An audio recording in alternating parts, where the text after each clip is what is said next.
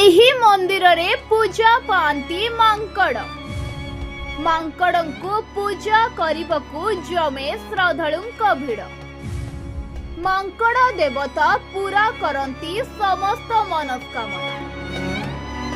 ରାତି ପାହିଲେ ଜମେ ଏଠାରେ ଭକ୍ତଙ୍କ ଭିଡ଼। ବାନର ଦେବତାଙ୍କୁ ଦର୍ଶନ କରି ପୂଜା କରି ଆଶୀର୍ବାଦ ନେବାକୁ ବଡ଼ି ଭୋରୁ ଭକ୍ତ ଆସି ଜମାନ୍ତି ଗହଳି। ଆଉ ପୂଜା କରି ଯାହା ମାନସିକ ରଖନ୍ତି ସେ ସବୁ ପୂରା ହୋଇଯାଏ।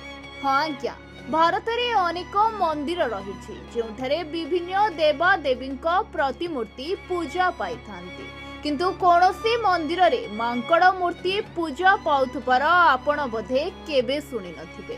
ତେବେ ଆଜି କିନ୍ତୁ ଆମେ ଆପଣଙ୍କୁ ଏପରି ରହସ୍ୟମୟ ମନ୍ଦିର ବିଷୟରେ ତଥ୍ୟ ଦେବୁ ଯାହାକୁ ଶୁଣିଲେ ଆପଣ ଚକିତ ହୋଇପାରନ୍ତି। ତେବେ କଥାଟି ଶୁଣି ନିହାତି ଆଶ୍ଚର୍ଯ୍ୟ ଲାଗୁଥିବ, କିନ୍ତୁ ଏହା ସମ୍ପୂର୍ଣ୍ଣ ଭାବେ ସତ। ଏହି ମନ୍ଦିରରେ ବାନର ଦେବତାଙ୍କ ସହ ବାଲାଜୀ ଭଗବାନଙ୍କ ମଧ୍ୟ ପ୍ରତିମୂର୍ତ୍ତି ପୂଜା ପାଇଥାନ୍ତି, ଯେଉଁ କାରଣରୁ ଏହା କରେଣ୍ଟ ବାଲାଜୀ ମନ୍ଦିର ଭାବେ ପରିଚିତ। ତେବେ ଏଠାରେ କିନ୍ତୁ ପୂଜା ପାଉଥିବା ବାନର ଦେବତା ସମସ୍ତ ଇଚ୍ଛା ପୂରଣ କରିଦିଅନ୍ତି ବୋଲି ସେଠାକାର ଲୋକଙ୍କର ବିଶ୍ୱାସ ରହିଛି। ତେବେ ମନ୍ଦିରରେ ବାନର ଦେବତାଙ୍କୁ ପୂଜା କରିବା ପଛରେ ରହିଛି ଅନେକ ପୌରାଣିକ କାହାଣୀ। ସ୍ଥାନୀୟ ଲୋକଙ୍କ କହିବା ଅନୁସାରେ 23 ବର୍ଷ ପୂର୍ବରୁ ଏକ କରେଣ୍ଟ ଲାଗିବା ଫଳରେ ଏକ ମାଙ୍କଡ଼ର ମୃତ୍ୟୁ ହୋଇଯାଇଥିଲା।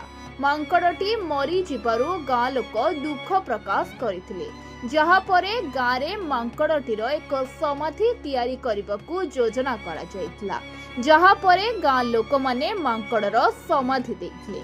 ଏଥିସହ ଗାଁ ଲୋକଙ୍କ ଠାରୁ ଚାନ୍ଦା ଆଦାୟ କରି ଏକ ମନ୍ଦିର ମଧ୍ୟ ନିର୍ମାଣ କଲେ, ଯେଉଁଠାରେ ବର୍ତ୍ତମାନ ବାଲାଜୀଙ୍କ ସହ ମାଙ୍କଡ଼ର ମୂର୍ତ୍ତି ପୂଜା ପାଉଛନ୍ତି।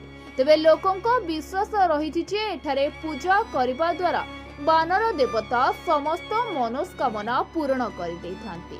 ତେବେ ଏହି ମନ୍ଦିରଟି ରାଜସ୍ଥାନ, ଯୋଧପୁର, ଭୋପାଳଗଡ଼ ଠାରେ ରହିଅଛି। Bureau report, ONT news.